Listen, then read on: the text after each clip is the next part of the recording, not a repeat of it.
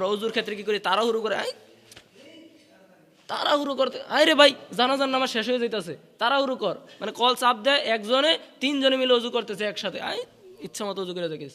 এখন অজুর ক্ষেত্রে পশমের গোড়ায় পানি পচলো কিনা কোনো খবর নাই। অজু তো সামান্য বিষয়, 2 মিনিট সময় লাগে। কয় মিনিট সময় লাগে? 2 মিনিট সময় লাগে। খেয়াল করবেন, একটা পশমের গোড়া যদি খালি থাকে তাহলে আপনার অজু হবে না। এরপর যদি আপনি এই অজু দ্বারা নামাজ পড়তেছেন, রোজা রাখতেছেন, কোরআন পড়তেছেন, যতই ইবাদত করেন না কেন, একটা আমলও কি হবে না? কবুল হবে না। কেন? একটা পশমের গোড়ার মধ্যে পানি পৌঁছায় নাই। শীতের ভয়ে মানুষ পানির কাছে যায় না। কয় হুজুর আপনি তো কইতেছেন 4 আঙ্গুল বাড়িয়ে দিতে, আমরা তো অজুই করি না, এক বেলার অজু দিয়ে আরেক বেলার নামাজ শেষ করে ফেলি। কথা বলেন ঠিক কিনা? শেষ করে খেয়াল রাখবেন, যখন এগুলো ধৌত করবেন, হাতের এই আঙ্গুলের এই জায়গার মধ্যে পানি পৌঁছায় না। হাতের এই আঙ্গুলের কোথায় পানি পৌঁছায় না? এই জায়গার মধ্যে। শীতকাল, পুরো শরীর শুকাই থাকে, শুকনো থাকে। শুকনো থাকা অবস্থায় পানি পৌঁছাইতে অনেক সময় লাগে। তার জন্য একটু সময় নিয়ে অজুটা করবেন শীতকালের ক্ষেত্রে। আর হাতের আঙ্গুল দিয়ে কি করবেন? খিলাইল করবেন। এগুলোর মধ্যে হাতের আঙ্গুল দিয়ে একটু ঘষা মাজা করবেন, তাহলে দেখবেন যে শুকনো জায়গাগুলো ভিজে যাবে। পায়ের ক্ষেত্রে নামাজ হচ্ছে বেহেস্তের চাবি। কিসের চাবি? নামাজ হচ্ছে বেহেস্তের চাবি অথবা জান্নাতের চাবি। আর নামাজের চাবি কি? নামাজের চাবিটা হচ্ছে পবিত্রতা, মানে অজু। কি পবিত্রতা? মানে অজু। অজু গোসল, এটাকে আমরা পবিত্রতা গণ্য করি। যেহেতু আমাদের শরীর থেকে মলমূত্র বিভিন্ন নাপাকি জিনিস বের হয়, সেক্ষেত্রে আমাদের কি করতে হয়? পবিত্রতা অর্জন করতে হয়। তার জন্য বলা হয়েছে মুসলমানদের জীবনে পবিত্রতার গুরুত্ব অপরিসীম। পবিত্রতার গুরুত্ব অনেক রয়েছে। কেন? নামাজ, বাইতুল্লাহ শরীফ তাওয়াফ, মসজিদে প্রবেশ করা, কোরআন মাজিদ স্পর্শ করা এবং কি ইত্যাদি ইবাদত করার ক্ষেত্রে পবিত্রতা ব্যতীত এগুলো করা জায়েজ নেই। কি নেই? এগুলো করা জায়েজ নেই। এগুলো করতে হলে পবিত্রতা আপনাকে অর্জন করতেই হবে। আর আল্লাহ তাআলা পুত পবিত্র। আল্লাহ তাআলা কি? পুত পবিত্র, এবং কি তিনি পবিত্র জিনিসটাকে কি করেন? পছন্দ করেন। সেক্ষেত্রে আমাদের পবিত্রতাকে অনেক গুরুত্ব দিতে হবে। আর আল্লাহ তাআলা পবিত্রকারীদেরকে কি করেন? ভালোবাসেন। এই আয়াতটা সূরা নিসার মধ্যে সম্ভবত রয়েছে, ওয়া আন্নাল্লাহ তাআলা ইউহিব্বুল মুতাতাহহিরিন। এই আয়াতে বলা হয়েছে নিশ্চয়ই আল্লাহ তাআলা পবিত্রতা অর্জনকারীকে কি করেন? ভালোবাসেন। তাহলে আমরা বুঝতে পারলাম, যদি আমরা পবিত্র হই তাহলে আমরা আল্লাহ তাআলার ভালোবাসা কি করতে পারবো? অর্জন করতে পারবো। আর বলবেন যে হুজুর আমরা শুধু পবিত্র হলেই কি আল্লাহর ভালোবাসা অর্জন করতে পারবো? এটা কেন বলা হয়েছে যে আল্লাহ তাআলা পবিত্র, তার মানে আল্লাহর কাছে পৌঁছাতে হলে আপনাকে সর্বপ্রথমে কি করতে হবে? পবিত্র হতে হবে। তার কারণে এই আয়াতটা বলা হয়েছে। বুঝতে পারছেন? মানে আমরা যে নামাজ পড়ি কার জন্য? আল্লাহর জন্য পড়ি না? তাহলে আল্লাহ তো পবিত্র। নামাজের মাধ্যমে বান্দা এবং আল্লাহর মাঝখানে যে ফারাক থাকে, নামাজের মাধ্যমে এই ফারাকটা দূর হয়ে যায়, দূরীভূত হয়ে যায়। যে একটা আলাদা পর্দা রয়েছে, সেই পর্দাটা কি হয়ে যায়? দূরে চলে যায়। তাহলে আমরা যদি আল্লাহর কাছে পৌঁছে যেতে পারি নামাজের মাধ্যমে, সে নামাজের পূর্বে তো অবশ্যই আমাদেরকে কি করতে হবে? পবিত্র হতে হবে। আমরা নামাজ পড়ি, রোজা রাখি, ইবাদত করি, কোরআন শরীফ স্পর্শ করি, কোরআন পড়ি, অথচ আমরা পবিত্রতা সম্পর্কে অনেক দুর্বল। পবিত্রতা সম্পর্কে আমাদের তেমন জ্ঞান নেই। তার জন্য খুবই কেয়ারফুল, এগুলোর প্রতি একটু গুরুত্ব দিতে হবে। কারণ ছোটোখাটো বিষয়, বলবেন যে হুজুর অজু তো সামান্য বিষয়, 2 মিনিট সময় লাগে। কয় মিনিট সময় লাগে? 2 মিনিট সময় লাগে। খেয়াল করবেন, একটা পশমের গোড়া যদি খালি থাকে তাহলে আপনার অজু হবে না। এরপর যদি আপনি এই অজু দ্বারা নামাজ পড়তেছেন, রোজা রাখতেছেন, কোরআন পড়তেছেন, যতই ইবাদত করেন না কেন, একটা আমলও কি হবে না? কবুল হবে না। কেন? একটা পশমের গোড়ার মধ্যে পানি পৌঁছায় নাই। তাহলে অজুটাকে হালকা মনে করলে চলবে? তার জন্য বলা হয়েছে নিশ্চয়ই আল্লাহ তাআলা কি করেন? পবিত্রতা অর্জনকারীকে পছন্দ করেন, ভালোবাসেন। তার জন্য বলা হয়েছে নামাজ হচ্ছে বেহেশতের চাবি, আর নামাজের চাবি হচ্ছে অজু। কি? নামাজের চাবি হচ্ছে অজু। অজুটাকে গুরুত্ব দিয়ে অজুটা করতে হবে। যাই হোক, কোরআনের মধ্যে আল্লাহ তাআলা বলেন ইয়া আইয়ুহাল্লাযীনা আমানু, আমি ইতিপূর্বে আয়াতটা পড়েছি। ইয়া আইয়ুহাল্লাযীনা আমানু ইযা কুলতুম ইলাস সালাতি ফাগসিলু ওয়ুজুহাকুম ওয়া আইদিয়াকুম ইলাল মারাফিকি।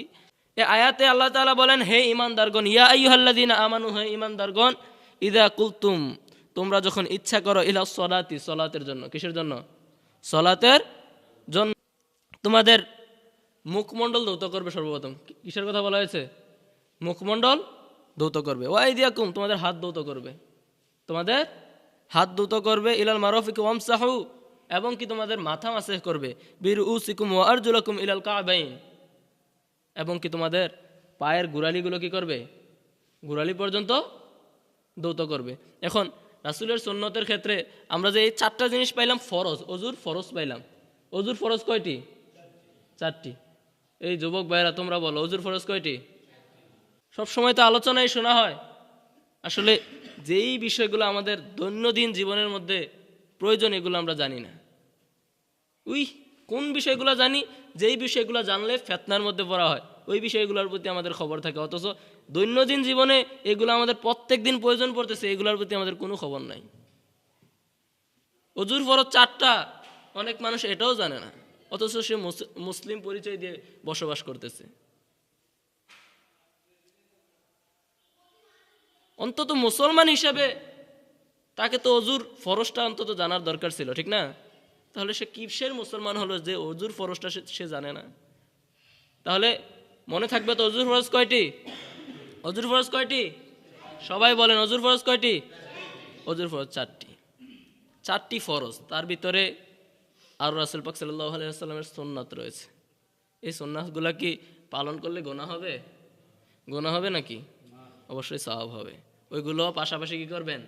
আমরা আসলে ওযু করার ক্ষেত্রে আমরা কিন্তু ওইগুলো পালন করি, কিন্তু আমরা বলতে পারি না আসলে এটা সুন্নত না ফরজ, ঠিক কি না?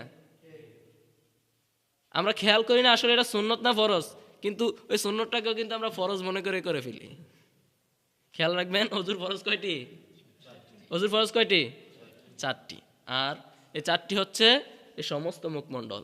একটা জিনিস খেয়াল রাখবেন, এই কানের লতি আছে না, এই কানের লতি থেকে এই কানের লতি পর্যন্ত, মাথার এই চুলের গোড়া থেকে এই থুতনি পর্যন্ত, এই মুখমণ্ডল কি করতে হবে? ধৌত করতে হবে।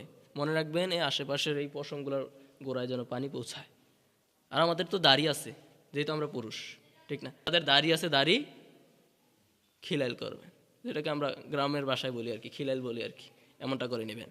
তারপর দুনো হাতের কনুই সহ, এখন দুনো হাতের কনুই সহ আমরা ধৃত করলাম, এখন কনুর এতটুকু পর্যন্ত আমরা ধুইলাম, হ্যাঁ? তো এই জায়গাটা বাকি রয়েছে না, যদি এখন এই জায়গায় আমরা তো কতটুকু কনু রয়েছে এতটুকু তো আমরা জানি না, তার জন্য চেষ্টা করবেন 4 আঙ্গুল উপর পর্যন্ত ধুইতেন, কারণ একটা পশম খালি থাকলে তো আমাদের অজুটা হবে না।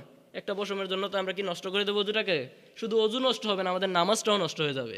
আমরা কোরআন তেলাওয়াত করবো, কোরআন তেলাওয়াতটাও বাতিল হয়ে যাবে। তাহলে তার ক্ষেত্রে খুবই কেয়ারফুল, গুরুত্বপূর্ণ দিতে হবে এটাকে, ঠিক না? খুব যত্ন সহকারে অজু করবেন, প্রয়োজনে একটু বাড়িয়ে, হাতটা একটু বাড়িয়ে ধুইবেন। এখন শীতের দিন, মানুষ তো পানির কাছে ভয়ে যায় না, ঠান্ডা লাগে, ঠিক না? শীতের ভয়ে মানুষ পানির কাছে যায় না, কয় হুজুর আপনি তো কইতেছেন 4 আঙ্গুল বাড়িয়ে দিতে, আমরা তো উজুই করি না, এক বেলার অজু দিয়ে আরেক বেলার নামাজ শেষ করে ফেলি। কথা বলেন ঠিক কিনা? যে এক বেলার অজু দিয়ে ইমাম আবু হানিফা রহমাতুল্লাহ আলাই কি করতেন? এশারের অজু দিয়া ফজর নামাজ পড়তেন কয় বছর? 40 বছর। তো উনি যদি পড়তে পারে তাহলে আমরাও পড়তে পারবো, ঠিক না? তবে ওনার ক্ষেত্রে আপনি যদি মজবুত মনে করেন, আপনাকে শক্ত মনে করেন, তাহলে পারবেন। যদি আপনি ঢিলে ঢালা হয়ে যান, তাহলে আপনার ক্ষেত্রে প্রত্যেক নামাজের ক্ষেত্রে কি করতে হবে? অজু করতে হবে। তাহলে আমরা কোথায় পৌঁছাইলাম? হাতের মধ্যে 2 নাম্বার এর মধ্যে, যে হাতের 4 আঙ্গুল উপর পর্যন্ত ধুইবেন, যেন কোনো পশমের গোড়া কি না থাকে, খালি না থাকে, প্রত্যেকটা পশমের গোড়ায় যেন পানি পৌঁছায়। 2 নাম্বার ফরজ শেষ হলো। 3 নাম্বার হচ্ছে আমাদের মাথা মাসেহ করা। কি করা? মাথা মাসেহ করা। একবার, এটা মাথার 4 ভাগের 1 ভাগ পর্যন্ত কি করতে হবে? মাথা মাসেহ করতে হবে। সেক্ষেত্রে অনেক নিয়ম রয়েছে, অনেকে এভাবে দিয়া পুরা মাথা মাসে করে ফেলে, এভাবে হাত দিবেন, দিয়া সেটা এভাবে আস্তে করে মাথার মধ্যে নিবেন, তারপর এই কানের নতির মধ্যে নিবেন, নিয়ে আবার এভাবে দিবেন, তারপর এই কান মাসেহ করে ফেলবেন একসাথে, তারপর গর্দানটা এর সাথে কি করবেন? মাসেহ করে ফেলবেন। কারণ গর্দান মাসেহ করা কি মুস্তাহাব, বাধ্যতামূলক না, মানে মুস্তাহাব, আপনাকে জোরাজুরির কিছু না, তবে করবেন, করলে ভালো, ঠিক কিনা? করলে ভালো, এটা তো ঘাড়ের মধ্যে অনেক পশম থাকে না, হ্যাঁ, এটাও মাছে হয়ে গেল সেক্ষেত্রে। চতুর্থ নাম্বার হচ্ছে পায়ের গোড়ালি। এখন পায়ের এই টাকনুর কথা বলা হয়েছে। এখন আপনি এখান পর্যন্ত ধুইলেন, এই উপরে যে রয়েছে এগুলা যদি পশম কোনো ধরা হয় অজুর মধ্যে, তাহলে তো আমাদের অজুটা নষ্ট হয়ে যাবে না। তার জন্য চেষ্টা করবেন এটাও 4 আঙ্গুল উপর পর্যন্ত কি করতেন, ধৌত করতেন। বিশেষ করে খেয়াল রাখবেন যখন এগুলো ধৌত করবেন, হাতের এই আঙ্গুলের এই জায়গার মধ্যে পানি পৌঁছায় না। হাতের এই আঙ্গুলের কোথায় পানি পৌঁছায় না, এই জায়গার মধ্যে। শীতকাল, পুরো শরীর শুকাই থাকে, শুকনো থাকে, শুকনো থাকা অবস্থায় পানি পৌঁছাইতে অনেক সময় লাগে। তার জন্য একটু সময় নিয়ে অজুটা করবেন শীতকালের ক্ষেত্রে। আর হাতের আঙ্গুল দিয়ে কি করবেন, খিলাইল করবেন। এগুলোর মধ্যে হাতের আঙ্গুল দিয়ে একটু ঘষা মাজা করবেন, তাহলে দেখবেন যে শুকনো জায়গাগুলো ভিজে যাবে। পায়ের ক্ষেত্রেও, পায়ের আঙ্গুলের ক্ষেত্রেও কি করবেন, তদ্রূপ এমনটাই করবেন। এমনটা করলে তাহলে আমরা বুঝতে পারবো আমাদের অজুটা মোটামুটি হয়েছে। রাসূল পাক সাল্লাল্লাহু আলাইহি ওয়াসাল্লাম বলেছেন, যে ব্যক্তি অজু করবে, যেভাবে অজু করার কথা বলা হয়েছে সেভাবে অজু করলো, এবং যেভাবে নামাজ আদায়ের কথা বলা হয়েছে সেভাবে নামাজ আদায় করলো, তার পূর্বে যত গুনাহ রয়েছে, পূর্বে যত কৃতকর্ম করেছে সবগুলো আল্লাহ তাআলা ক্ষমা করে দেবে। বলি সুবহানাল্লাহ। তাহলে বলা হয়েছে আমাদেরকে যেভাবে অজু করার কথা বলা হয়েছে, তাহলে আমাদেরকে যেভাবে বলা হয়েছে আমরা তো সেভাবে করছি, তাহলে আমরা আশা রাখতে পারি অবশ্যই অজুটা আল্লাহ তাআলা কবুল করবেন ইনশাল্লাহ, ঠিক না? তাহলে অজুটা আমরা যেভাবে বলা হয়েছে ঠিক এমনটাই করব। সেক্ষেত্রে রাসূলের সুন্নাহ আছে, যেমন হাতের কবজি পর্যন্ত 3 বার ধুইবেন, তারপর নাকের মধ্যে পানি দিবেন। নাকের মধ্যে ময়লা থাকে না, তারপরে মুখে খাবার খাইলেন, খাবার খাওয়া অবস্থায় নামাজের মধ্যে আসেন, এখন কোনো খাবার মুখের মধ্যে লেগে রইলো, এখন খাবার খাওয়া অবস্থায় যখন চলে আসছেন, ওইটা নামাজের মধ্যে আপনি কি করতেছেন, ওইটার প্রতি মনোযোগ দিয়ে জিভ দিয়ে চাটতেছেন, তাহলে নামাজ হবে? মনোযোগ নামাজ থেকে চলে গেল না। তার জন্য বিশেষ করে এগুলোর মধ্যে গুরুত্ব দেওয়া হয়েছে। কুলি করবেন, নাকে পানি দিবেন, ময়লাগুলো পরিষ্কার করে ফেলবেন।